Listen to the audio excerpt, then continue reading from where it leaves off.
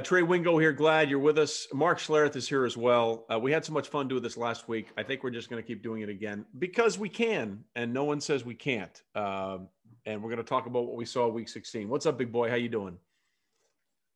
I'm doing great, man. I had a great game here in Denver, Colorado. I had the Buffalo Bills, Denver, Colorado, Denver Broncos. You know what's really funny is the amount of Denver fans that get after me for calling a national game and are mad that I didn't take it easy on the Broncos. I'm like, hey, listen, man, this is not a Broncos broadcast.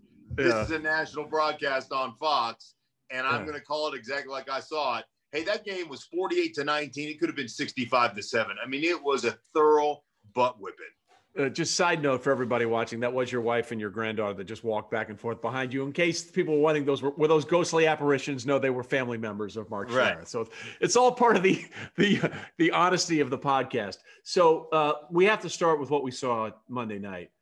Mark, what's going on with Pittsburgh? I mean, they start 11-0, and I'm telling you, listen, they've lost 3 in a row. Their last 2 games, they play the Colts, and then they go to Cleveland.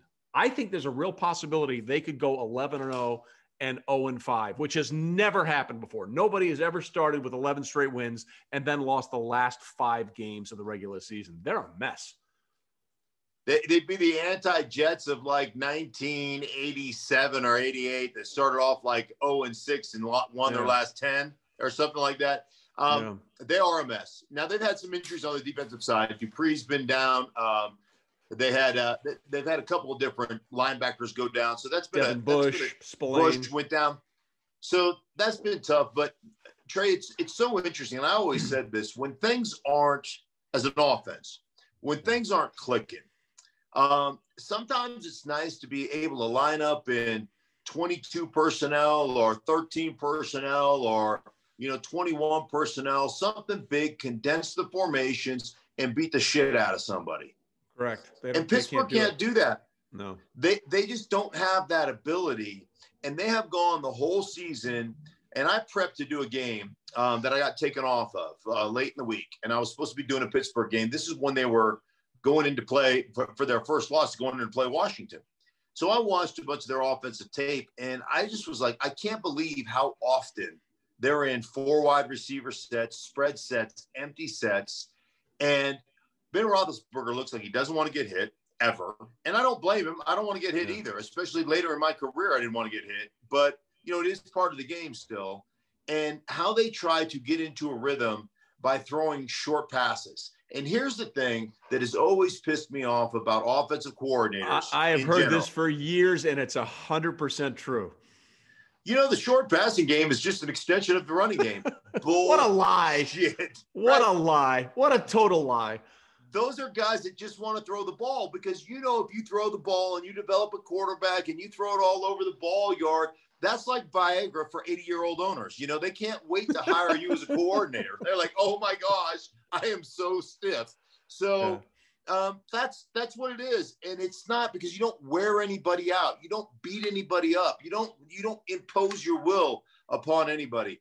And it was interesting because the Bills, talking to Dable, their offensive coordinator, Brian Dable. He's probably going to be a head coach. He'll be a great head coach. They do a ton of spread. They do a ton of, 3-by-2 formations, empty formations, get everybody out. But he said something really interesting to me. He said, listen, I believe that you got to run the ball when you got to run the ball. Like, you've got to be able to run the ball in second and third and short. You got to be able to run the ball down the red zone.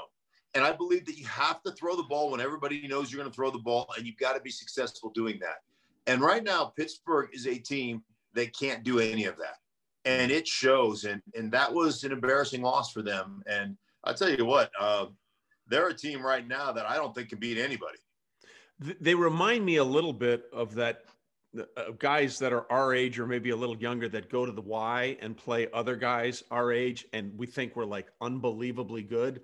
And then some 30-year-olds come in or 28-year-olds come in. It's like, yeah, no, because you look at their schedule before this last stretch. I mean, Washington, you can say what you want about Washington. Ron Rivera and Jack Del Rio, the defensive coordinator, those guys are playing, man. They are playing hard. They have their own issues at quarterback, obviously, especially this week, which we don't need to get into. But, they are playing hard. So you look at the teams that they beat. Now you look at the teams that they're losing to and the teams that they're going to play down the stretch. It's a whole different level of quality that they're seeing down the stretch here. And that's a big problem for them. Yeah, it certainly is. And you're 100% right. And I do recognize that scenario that you gave, because there are times when I'm out doinking around thinking, man, I look good. It's like I'm playing catch with my son, and he's still pitching and still throwing, and we'll videoing it back and forth. And then I look at my throwing mechanics and I'm like, Lord, how many shoulder surgeries did I have? Like how many dislocated or enough to matter, enough to matter, enough to where I throw like, I'm like, yeah, I really felt like I was letting it eat there. T-Rex. I'm like a little T-Rex throwing the ball back to him. It's embarrassing, but yeah, I resemble exactly that quote that you were talking about there. All right, so let's talk about Buffalo, because I think that they have emerged, in my mind anyway, as the team that, look, they can, I don't think they will, but they can threaten Kansas City. We talked about this last week, whether or not Josh Allen could get into the MVP conversation, and I still think it's clearly either Mahomes or Rodgers, and I don't care. But you have to acknowledge what Josh has done. He's a different guy this year than he was last year and the year before. And Mark, I think the Bills have done a great job of making sure he becomes that guy by the people they put around him, right? His completion percentage got better last year when they added Cole Beasley. And Cole Beasley allows him 3 or 4 safe completions in every game, something quick underneath to get in rhythm and get 4 or 5 or 6 yards, maybe a little more, whatever you want. Now they have a tight end in Dawson Knox that they've developed, and now you go and get the trade for Stephon Diggs. And I'm not saying Josh Allen wouldn't have been taking the next step without those guys, but it certainly helps him in what he's become and what he's doing now, because they went out and built a team around what they believe is a franchise quarterback. There's no question about it. I think the biggest thing is when they got him, they said, and this is so smart, but unfortunately, common sense is not always so common in our game. Yep. So Brian Dable said, man, I came here as the coordinator, offensive coordinator, with no preconceived notion. I was not saying this is my offense and you have to fit. I said, what is your skill set? Let's make something that works for you. Right. And then we had to add the pieces around him as he developed. And so that's one. That's something they did exceptionally well. You mentioned it. When you talk about Cole Beasley, just talking to Josh Allen, he's like, hey, listen, man, we don't really have a route.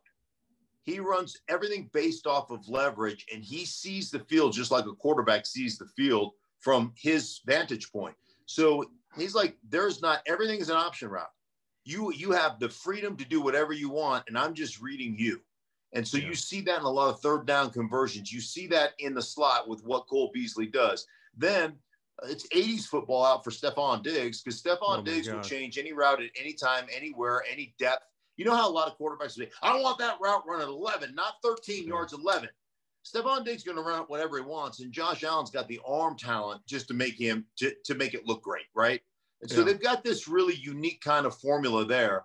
And then I think the biggest thing that people haven't talked about, and I talked about it on the broadcast, was Josh Allen completely changed his mechanics this offseason.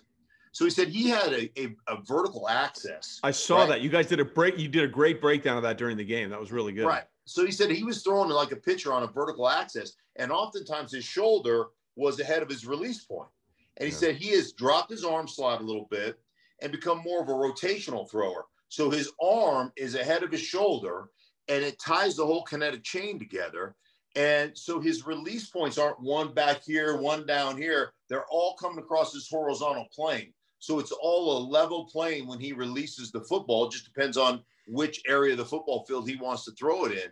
Tighten his mechanics a little bit with his feet, creating more rotational force, and he's become a much more accurate quarterback. But he took that upon himself this offseason to say, hey, Jordan Palmer, let's fix my mechanics here. And they figured out what was going on, where he was losing power, where he was losing accuracy. They tied it all together. That and what Brian Dable has done with their offense, it's built this guy who is exceptionally gifted. We know his arm talent. We know his athleticism.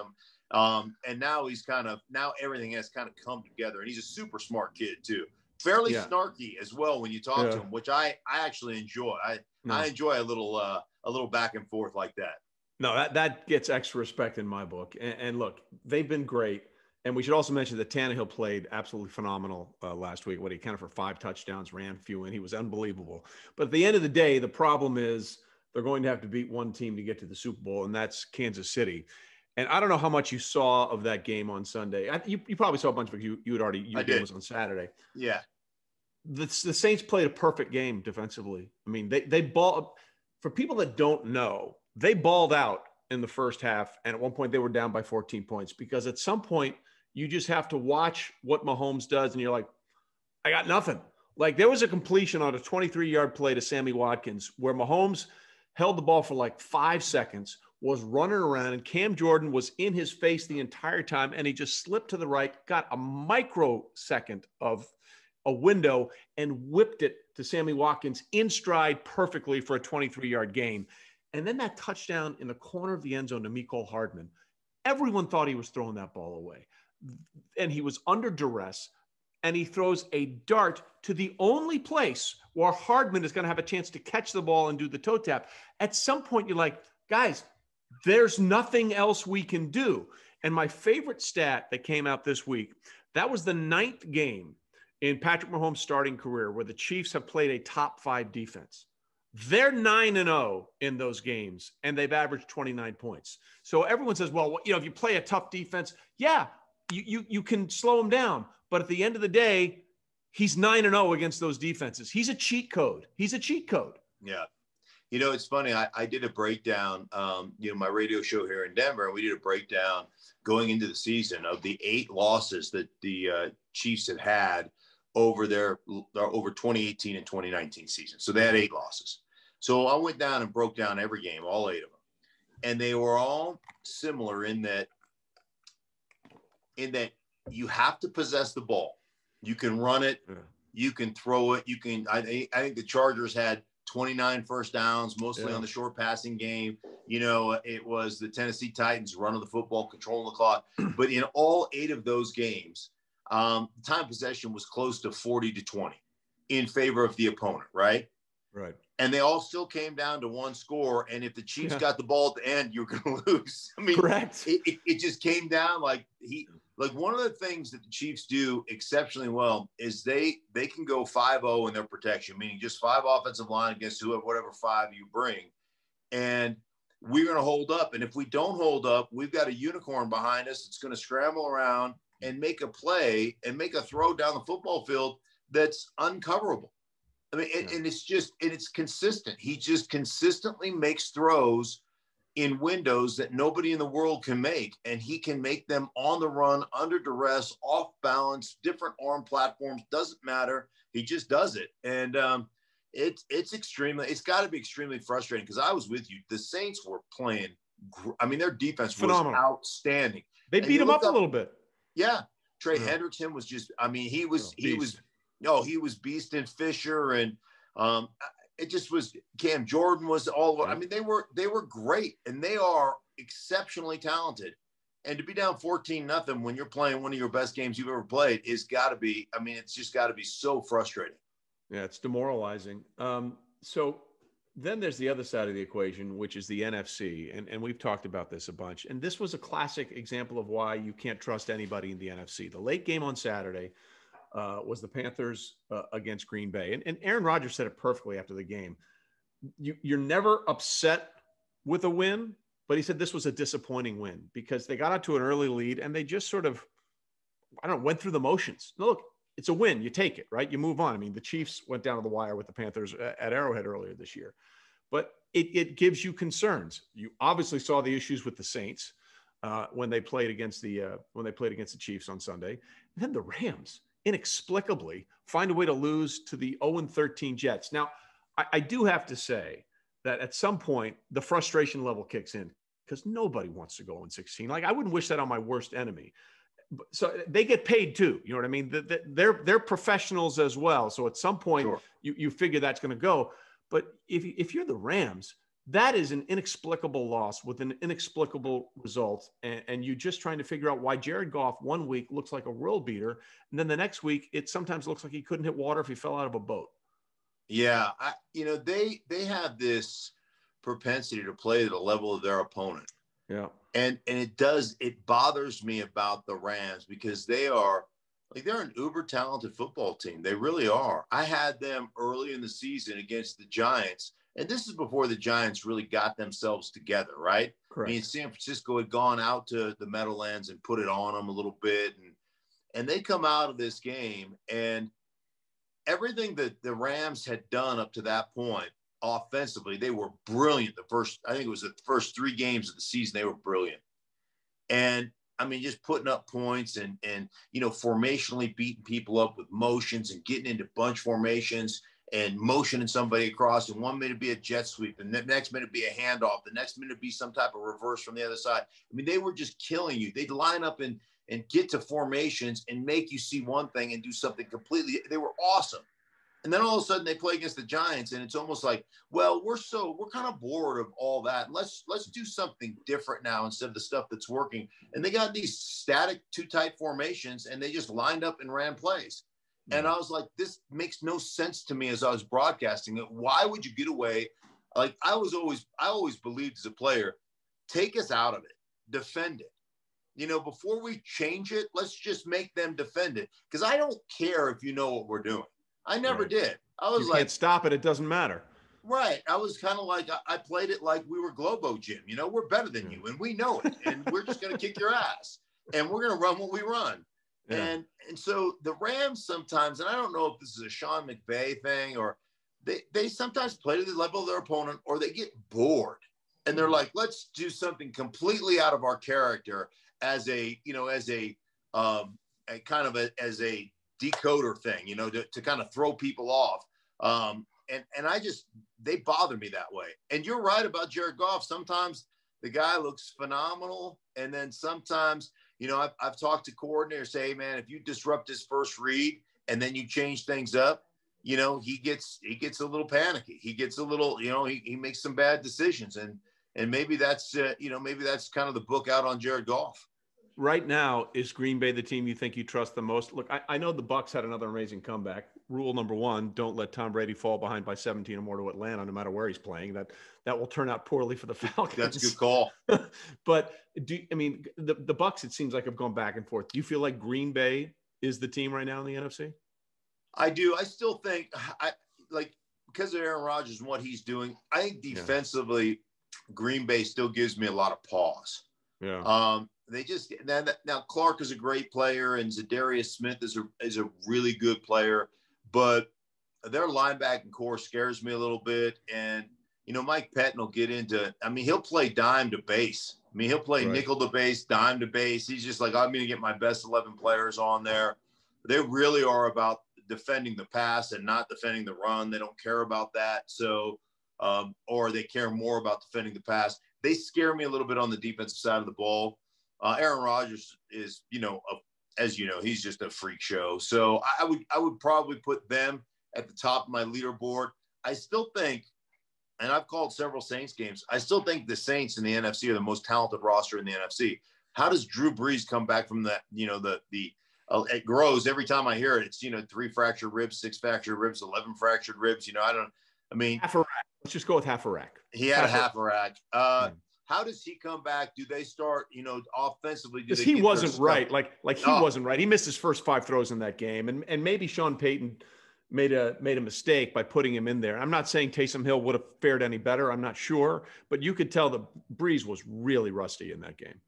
There is no question. But I still think that they're an exceptionally talented team. But I just think the way Aaron Rodgers is playing right now, I would give them a slight advantage over New Orleans in the NFC.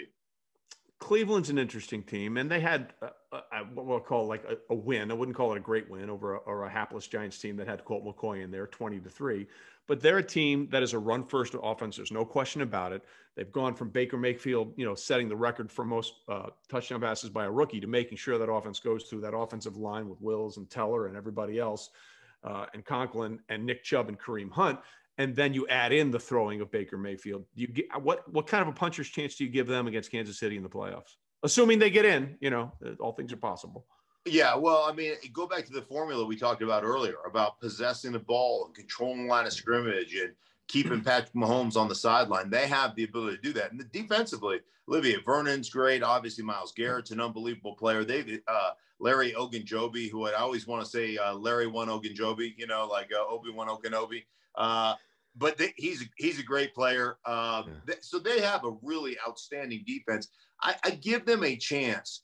The way they run the ball, the way Baker Mayfield runs the boot keep action, he's better to me. He's better on the run, in movement. He's very accurate that way, climbing the pocket, with kind of an opportunity to run the ball or throw the ball. I think he's really good in those scenarios as long as they're running it effectively. If he has to drop back and throw it from the pocket, I don't know that they have enough on the outside to really threaten people, but I think they're a really talented football team. Like you said, it goes through the running game.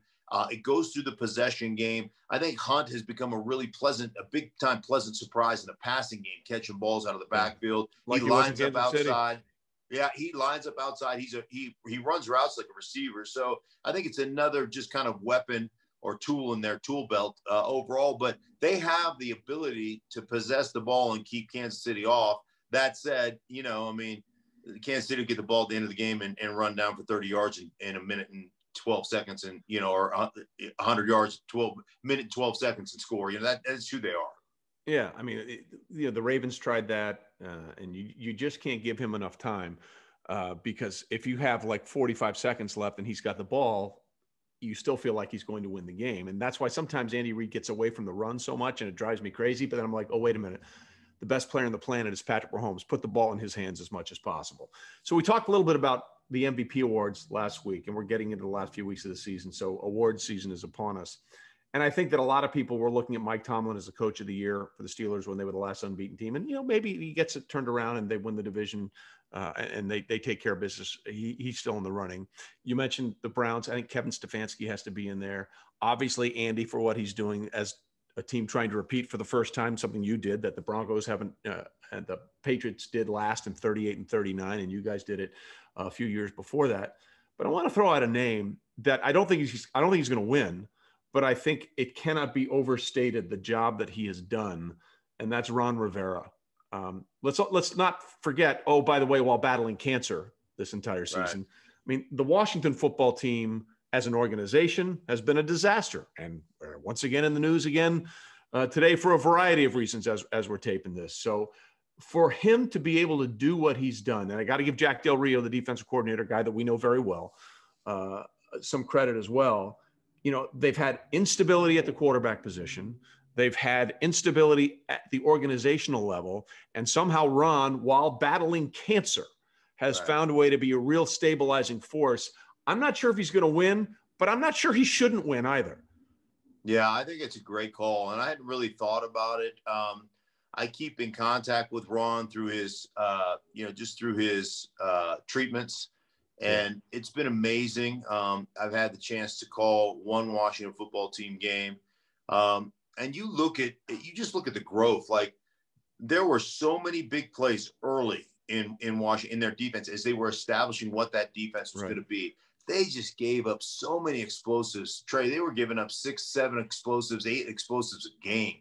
And I mean, it was a mess. And Ron, was trying to figure out what the best starting lineup is and who's the best players. The one thing that he had was he had first rounders across the board. Sweat's a first rounder. Allen's a first rounder. Chase Young. Chase Young's a first rounder. He's a frightening human being, man. Oh my God. Well, they all, all of those guys are, and they're incredible. And, I think it's taken some time. This defense all of a sudden is really good. You mentioned the quarterback carousel that's going on there, whether it was Allen who got hurt and then, obviously with Alex Smith and then, Dwayne Haskins is it is what it is here. Like you said, there's some news out there. So there's some issues. Yeah, some issues. But you're right. To bring that stability to a division that's that's not very good, but to have all the different things and as an organization, have all the stuff that's going, all the investigations that are going on, all the news that keeps coming out about your owner and everything else, to keep that thing tied together, to keep it solid. I don't know if you saw yesterday where he's calling up players that went to the Pro Bowl. It was just really it's really cool because I know how much guys respect him. I know how much I respect him as a coach and as an individual and as a human. And it'd be really cool to see him win an award like that. Yeah, I don't know if he will, but I just think he deserves more consideration than people are actually thinking about, because everyone's looking at wins and losses and like who has the best team. And maybe the best job was done by a guy who probably will have the fewest wins for a team that wins the division. They may not even have a winning record, but what he's gone through and the way he's turned things around in Washington, I felt like that needed to be recognized. So we go from the pinnacle of moral character and high ground with Ron Rivera battling cancer, I think, to the complete other spectrum. We started this last week after Poopgate with Lamar Jackson. And as you and I both know, poop is always not funny. Yeah. So I think I'm going to compel you to tell one of your favorite stories. And I don't know if you've ever told this story in a public forum before. And if you don't want to, that's fine. It'll be an ultimate teaser and I'll get out of you next week. But, all I could think of was Pooh Brush Kelly. I'm just telling you that right now. Oh. Yeah. Yeah. Well, there's always. Have you told that story? Have you told that story? No. There's always a guy or two that used to call it. Getting poo brushed. Getting any guy that was a fresh cat that you didn't like, and back in the college days. This was in your college days at Idaho, right? Yeah. So. You didn't like a particular guy. You get into his locker and mess with his stuff. So, every now and again, you get a guy that was a fresh cat that thought, like guys that don't really belong, and you do some things occasionally, you do some things that probably are, considered unhygienic, like less than sterile. Yeah, sticking somebody's toothbrush in your butt crack and running around the locker room and then waiting for them to brush their teeth after practice, stuff like that.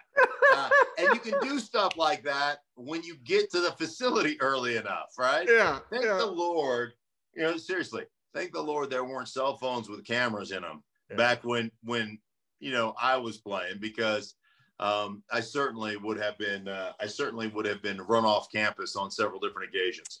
We've suspended Mark Schlereth for conduct detrimental to the team for 2 weeks. But Pooh Brush Kelly. I don't know why this whitening toothpaste isn't working. It seems to be having the opposite effect, and I can't figure out why that is. My teeth are no longer stained yellow. They're a little brownish right now. Well, I just figured we needed to keep the poop theme going, and all I could think of this week was we need to tell the Pooh Brush Kelly story. I like that. I'll tell you the story next week. When after I had ACL reconstruction and I shit the whole bathroom. Cool. Oh, yeah, it's a great story. What says let's ring in the new year more than that? We go from a toothbrush that's been shoved in a butt crack to doing that, and then because that's the perfect end for 2020, right? Sure, right. I mean, hey, listen, man, it's been a real shitty year. Might as well talk about it, right? Yes. All right, so you're on a national game again this Saturday, right? You've got the Lions. I got the Lions. I got the Tampa Bay Buccaneers and the Lions. So I'm excited for that. I'm really excited what happens. And I think you'd be crazy to let Matthew Stafford leave Detroit. Idiot. But there is that talk. That dude is an elite level quarterback. He is so watching film on him and some of the stuff he does. First off, courageous, tough as nails. The guy, what not fractured a rib, but the tore rib cartilage the week before last, and he played almost the entirety of the game in Tennessee and was dealing. And the end result, sometimes the score looks funny. The end result, they turned it over in the red zone on 2 fumbles, one going in for a touchdown on the 2-yard line, one going in the red zone on the 20, and then they had a fake punt on 4th down and 5 that they didn't convert in their own territory as well. Like, that game was tight through the whole thing, and Matthew Stafford was absolutely dealing, and he doesn't get the credit he deserves. I'm sitting here in Bronco land. I hope they let go of Matt Stafford, and I hope we have the wherewithal as an organization to go after him. Yeah, You're so right. He's been so tough and so good for so many years. He's just been Detroited, for lack of a better term. And you Right. just hope that that won't be the same fate for a young quarterback right now in Justin Herbert, who obviously has been playing really well, but he's been chargered a lot this year. We'll say for sure, and we'll see what happens going forward. All right, buddy. I appreciate your time. I'll talk to you on the other side of the holiday. Have a great holiday, Merry Christmas, and we'll talk about it next week. And we'll have more hoop stories. Yeah, all right, brother. Merry Christmas, man. You too, bud. See ya.